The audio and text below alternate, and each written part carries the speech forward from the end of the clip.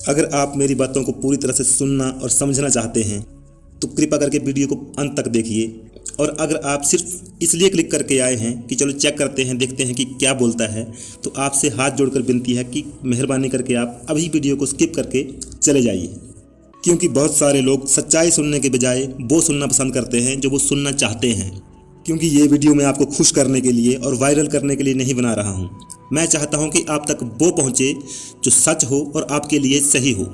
आप बीच में से वीडियो को स्किप करके जाएं, इससे बेहतर होगा कि आप अभी वीडियो को स्किप करके चले जाइए।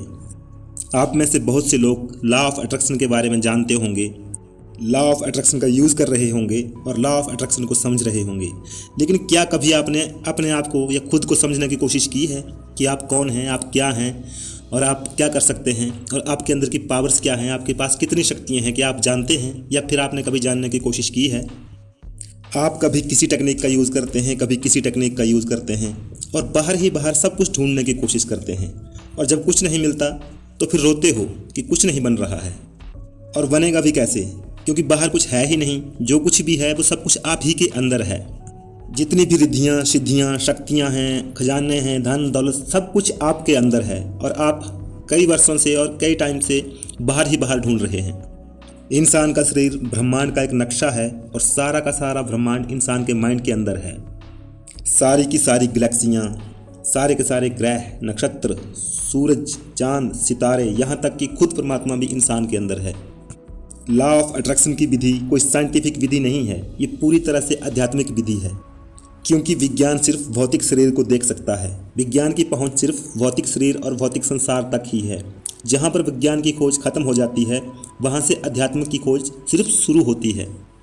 क्यों पुराने ज़माने से लेकर अभी तक संत महात्माओं के पास इतनी शक्तियां होती हैं कि वो चुटकियों में किसी को भी भस्म कर सकते हैं और चुटकियों में किसी को भी जीवित कर सकते हैं। संत महात्माओं को तो छोड़ो, पुराने ज़माने में जो साधारण लोग और योद्धा हुआ करते थे उनके पास बड़े बड़े अस्त्र शस्त्र और शक्तियाँ कहाँ से आती थी? आज तक मुझे एक भी इंसान ऐसा बता दीजिए जो ये दावा करता हो कि ये रिद्धियाँ, सिद्धियाँ, शक्तियाँ और परमात्मा किसी मंदिर, मस्जिद, गुरुद्वारे, नदी, पहाड़ या कहीं और मिलते हों। आज तक किसी को भी कुछ मिला है तो वो अपने अंदर से ही मिला है। आज के टाइम पर मनोवैज्ञानिक और मनोचिकित्सक जब किसी के पिछले जन्मों के बारे में या अतीत के बारे में जानने की कोशिश करते हैं तो वो भी उसे आंख बंद करके अंदर ही भेजते हैं। जितने भी चक्र हैं वो सारे इंसान के अंदर ही हैं और इंसान का जन्म भी होता है तो अंदर से ही होता है और जब मृत्यु होती है तब भी आत्मा अंदर ही जाती है।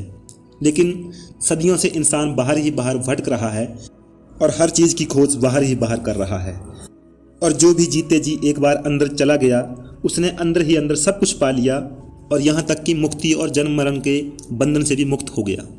अगर आप अपने अंदर की इन रिद्धियों, सिद्धियों और शक्तियों को पाना चाहते हैं और इनका अनुभव करना चाहते हैं और अगर आप सफलतापूर्वक लॉ ऑफ अट्रैक्शन का यूज़ करना चाहते हैं तो आपको ज़्यादा नहीं तो कम से कम थोड़ा बहुत तो अपने अंदर की शक्तियों को जानना होगा और जगाना होगा।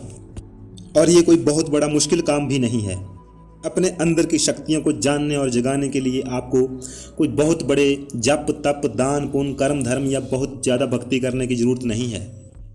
आप सिंपली सिर्फ और सिर्फ मेडिटेशन या ध्यान करके ही अपने अंदर की शक्तियों को जान सकते हैं और जगा सकते हैं। इस वीडियो में मैंने आपको सिर्फ आपके अंदर की कुछ बेसिक चीज़ों के बारे में बताया है। अगर आप इससे भी ज़्यादा जानने के इच्छुक हैं तो आप मुझे कमेंट में बताइए। अगर ज़्यादा से ज़्यादा कमेंट आएंगे तो मैं इसके ऊपर और भी डिटेल में वीडियो बना दूंगा।